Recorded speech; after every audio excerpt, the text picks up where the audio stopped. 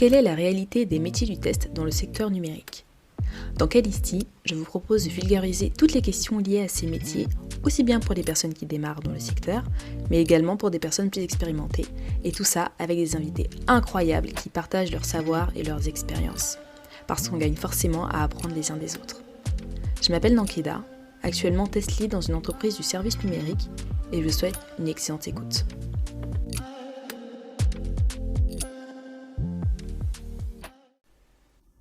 Bonjour à tous, j'espère que vous allez bien.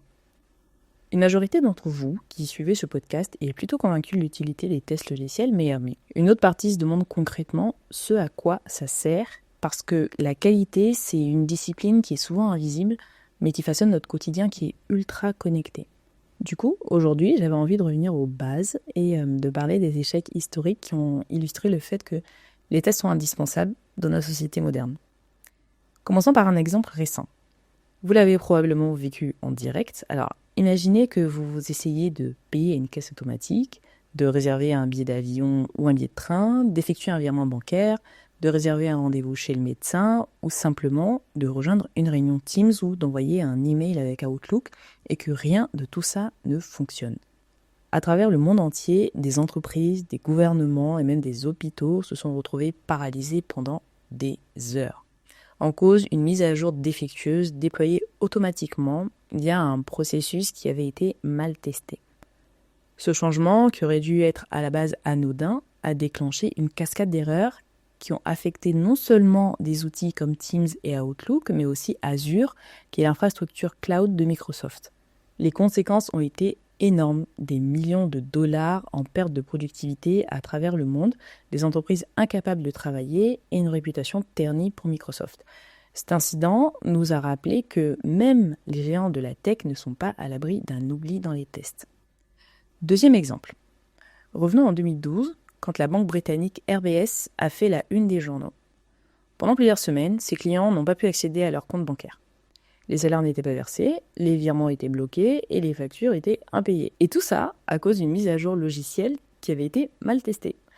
Une erreur a paralysé le système central de la banque et entraîné un chaos qui a coûté des centaines de millions de livres. Troisième exemple, donc souvent mentionné quand on suit une formation en test. Alors, en 1996, la fusée Ariane 5, donc, qui représentait à l'époque une prouesse technologique européenne, a explosé en plein vol, 37 secondes seulement après son lancement. Alors pourquoi ? Une erreur dans le logiciel de guidage en fait était présente. Donc plus précisément, une donnée qui était trop grande pour la variable prévue, ce qu'on appelle un dépassement de capacité.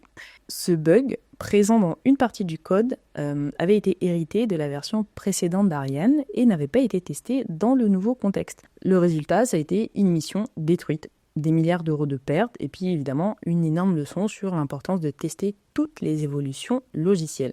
Dernier exemple dans le domaine médical. Le Terac 25, une machine de radiothérapie, avait causé plusieurs décès en exposant des patients à des doses massives de radiation. Pourquoi ?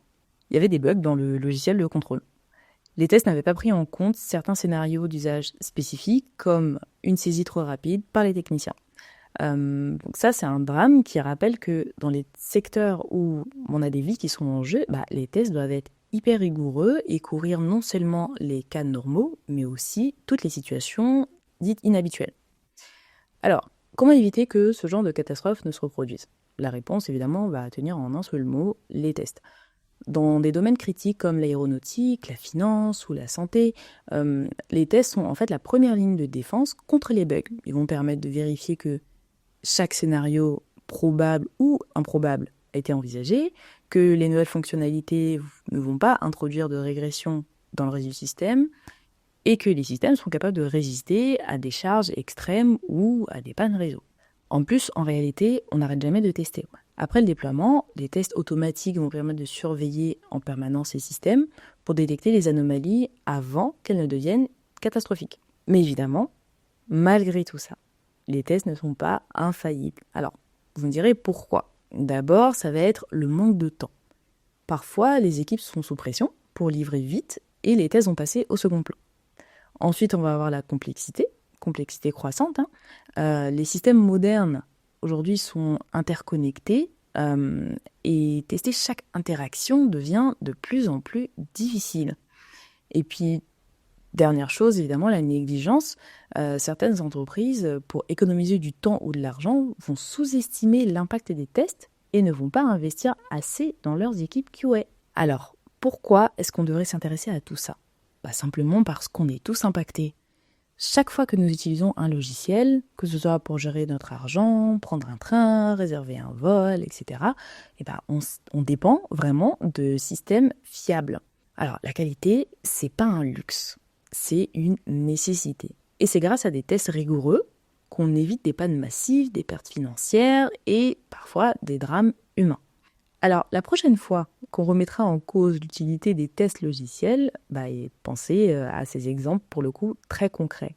En espérant que ça vous évitera de devoir réexpliquer votre métier ou votre futur métier si vous pensez à devenir testeur. Si cet épisode vous a plu, vous me feriez super plaisir en l'envoyant à 1, 2 ou 3 personnes intéressées par le sujet. Le bouche à oreille est la meilleure manière de faire connaître un podcast, surtout si le contenu vous apporte de la valeur. N'hésitez pas à me suivre sur les réseaux sociaux, à vous abonner au podcast pour être au courant de la mise en ligne du dernier épisode. On se retrouve dans 15 jours et d'ici là, portez-vous bien.